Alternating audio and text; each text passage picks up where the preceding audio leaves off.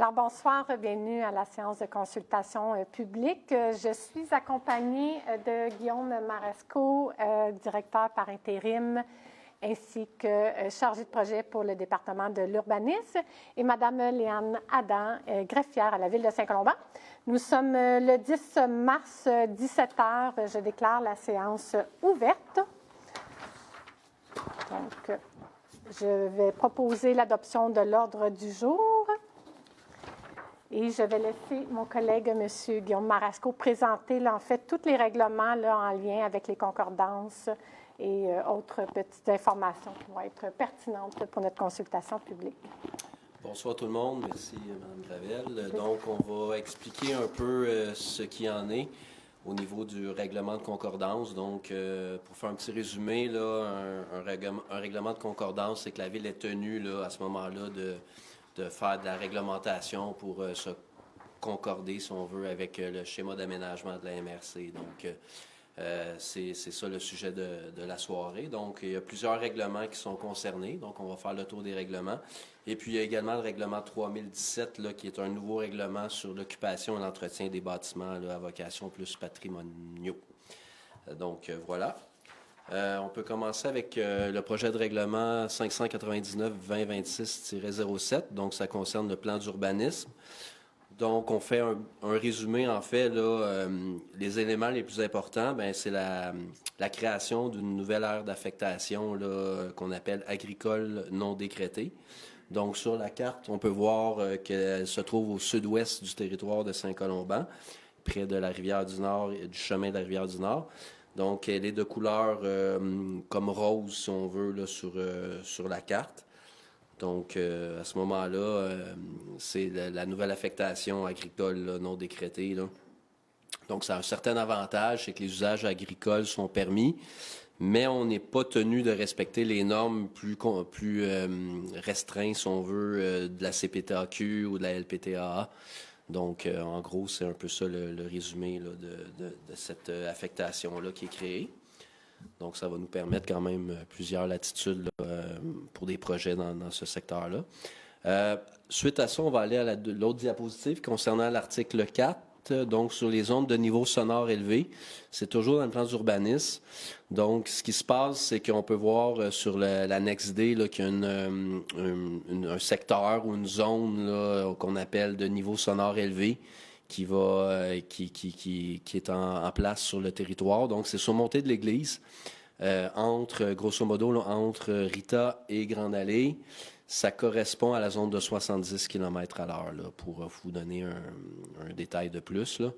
Donc, on peut voir là, sur la carte là, en rouge vin, là, la zone là, de niveau sonore élevé. Je vais revenir un peu plus tard avec les détails là, dans d'autres règlements là, par rapport à cela. Sinon, on continue aussi. Je reviens avec l'affectation agricole non décrétée, là, l'article 9.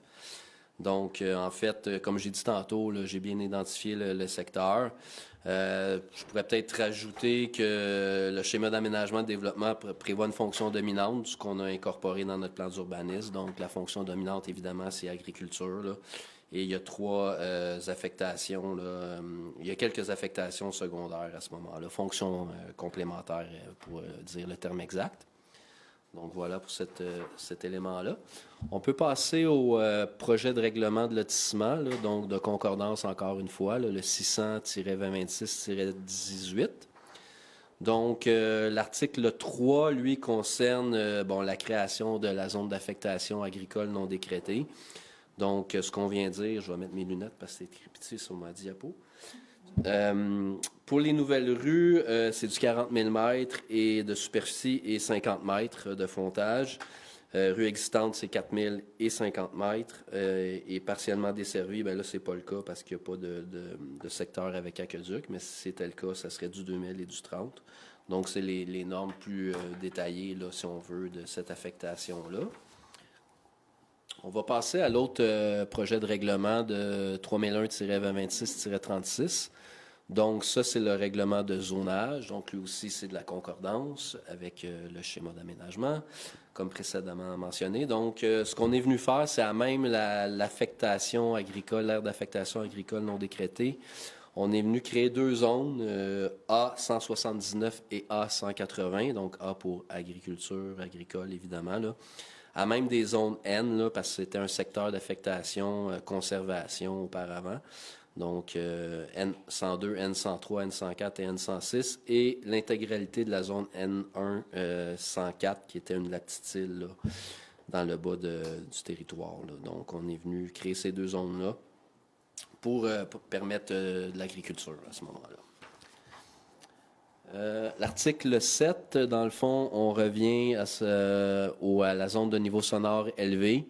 Donc, on vient mettre une bande de protection des usages sensibles contre les nuisances sonores. Donc, comme j'ai précédemment parlé, là, la zone, si on veut, c'est sur Montée de l'Église dans le secteur 70 km/h. Et plus concrètement, ce que ça veut dire, c'est qu'il va falloir comme laisser une zone tampon, si on veut, là, une bande là, de 69 mètres à partir du centre de la rue. Donc, c'est sûr que les lots dans ces secteurs-là, on a vérifié, font tout autour de 60, 70, 80 mètres de profondeur. Donc, ça a quand même un impact là, sur les constructions là, de ce secteur-là. Donc, si je continue l'article 7, plus concrètement, là, ça vient dire que dans cette bande de protection-là, là, de 69 mètres, bien, la construction, la reconstruction ou l'agrandissement de plus de 50 de planchers habitables de tout bâtiment principal est prohibé, donc est interdit. Puis on a mis la liste là, des usages, si on veut, affectés par ça, là. Donc les usages dits sensibles, là, donc tout ce qui est habitation, et la liste qui suit, le P201, etc. Donc, je vous laisse le lire. Là, c'est écrit sur la diapo. Là. Donc, voilà pour ce qui est de cet élément-là. Ce que je peux rajouter, c'est qu'il peut y avoir des exceptions. Là, je vais en parler un petit peu plus dans le prochain règlement 3003 sur les permis et certificats. Mais il va falloir faire une étude acoustique là, si jamais... on offre une possibilité quand même là, aux gens... Là, que s'ils produisent une étude acoustique, puis que l'étude vient détailler des éléments à faire ou des corrections à apporter, bien, il va y avoir une possibilité là, à ce moment-là de construire, reconstruire ou agrandir de plus de 50 ça, c'est au point A. Au point B, ce que ça vient dire, pour un usage sensible situé dans un secteur déjà construit, et lorsque l'étude acoustique signée par le professionnel en la matière détermine qu'il n'est pas possible de mettre en place des mesures d'atténuation là, permettant de respecter le niveau sonore extérieur au rez-de-chaussée égal ou inférieur à 55 dBA, donc ça c'est des normes de calcul là, de niveau sonore. Des mesures d'atténuation doivent être prévues afin de tendre vers le respect de cette cible dans les espaces de vie extérieurs, cours, balcons, aires de jeu. Donc, il y a quand même une possibilité à ce moment-là, là, si jamais c'est pas possible là, de faire des mesures d'atténuation, il y a d'autres options. Voilà pour ce qui est du zonage. On va passer, comme j'ai parlé, au 3003-2026-11, qui est notre règlement sur les permis et certificats. Donc, ça revient un peu à ce que je disais il y a quelques instants. Donc, c'est la documentation là, qui est nécessaire si jamais vous êtes à l'étape de faire une demande de permis. Là. Il va falloir produire certains documents, certaines études, là, donc les études acoustiques, là, j'ai précédemment mentionné. Là. Donc, toute l'information est inscrite sur la diapositive là, à ce moment-là. Finalement, ça, c'était le règlement de concordance. On va passer au projet de règlement relatif à l'occupation et l'entretien des bâtiments. Donc, c'est le 3017. Donc, le but, si on veut, ou l'objet, c'est de se conformer à une norme là, issue de la loi sur l'aménagement et l'urbanisme là, pour certains bâtiments. Donc, dans ce cas-là, les bâtiments patrimoniaux, là. Ce qu'on veut, c'est empêcher le dépérissement, de les protéger et de préserver l'intégrité surtout de la structure à ce moment-là. Au niveau de l'article 6, en terminologie, ce que je veux mentionner, si on veut, c'est le bâtiment patrimonial. C'est quoi? Bien, c'est un bâtiment cité conformément à la loi sur le patrimoine culturel, situé à même un site patrimonial. Puis surtout, ou inscrit à l'inventaire adopté par la MRC. Donc, il y a un inventaire qui a été adopté par la MRC. Donc, on a une liste là, des bâtiments, là, 70 environ, si ma mémoire est bonne. Là. Donc, voilà. L'article 9 du 3017, dans le fond, c'est juste un résumé là, de qu'est-ce qui doit être fait puis qu'est-ce qui fait qu'un bâtiment est en bon état.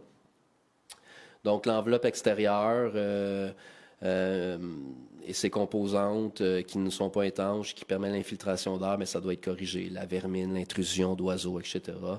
Une marche, un escalier, un garde-corps, un balcon qui est instable, endommagé ou affecté par de la pourriture, c'est un cas aussi, c'est qu'il faut l'entretenir. Un mur, un plafond, un mur de fondation qui comporte des trous, des fissures.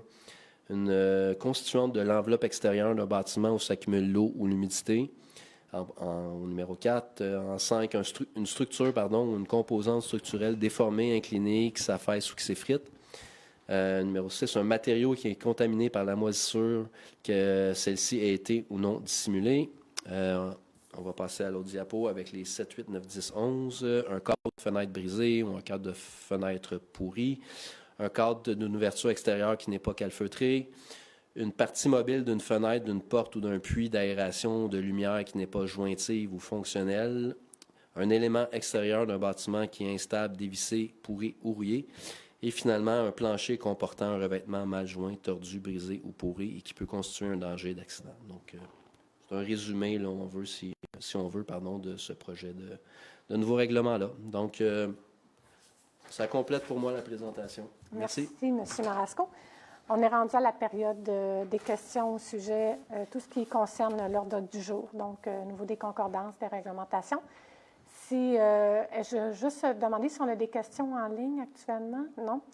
Si vous avez des questions, vous pouvez venir au lutrin, donner votre rue, pas besoin de votre adresse civique, et ça va nous faire plaisir de répondre à vos questions. Pas de questions dans la salle?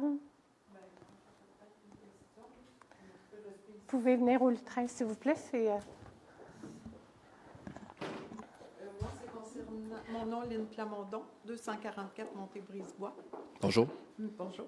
Ma question est sur le zonage agricole. Je voulais savoir vraiment les secteurs touchés sur Rivière-du-Nord. Oui, c'est possible de nous montrer. Oui, on peut peut-être retourner à la diapositive où est-ce qu'on voit les zones. Donc, ça va m'aider un petit peu. Donc, oui. Oui.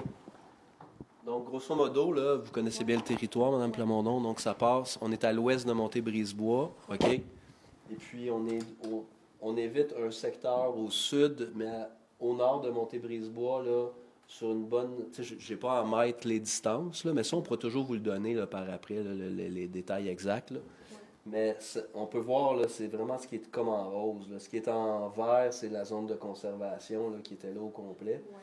Donc, ça concerne justement là, les sections au nord et au sud du chemin de la Rivière du Nord, là, de manière intermédiaire, là, intermittente, si on veut. Là.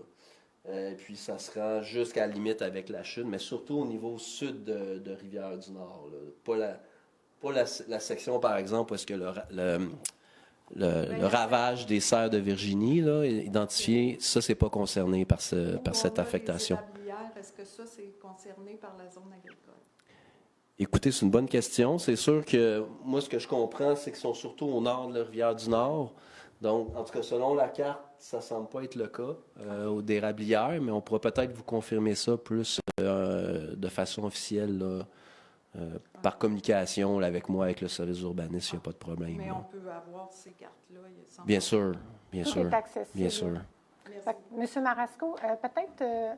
on a une autre petite séance après, un petit comité de démolition qui ne prendra pas beaucoup de temps, mais après ça, M. Marasco reste avec nous. Si vous voulez rester dans la salle, vous allez pouvoir échanger, puis il va pouvoir vous remettre l'information par courriel. Merci. Bien. Est-ce qu'il y a d'autres questions dans la salle? Non? Donc, je déclare la séance de la consultation publique. Dans quelques minutes pour le comité de démolition. Donc, je vais inviter mes collègues et on se dit dans 2 minutes à peu près. Merci.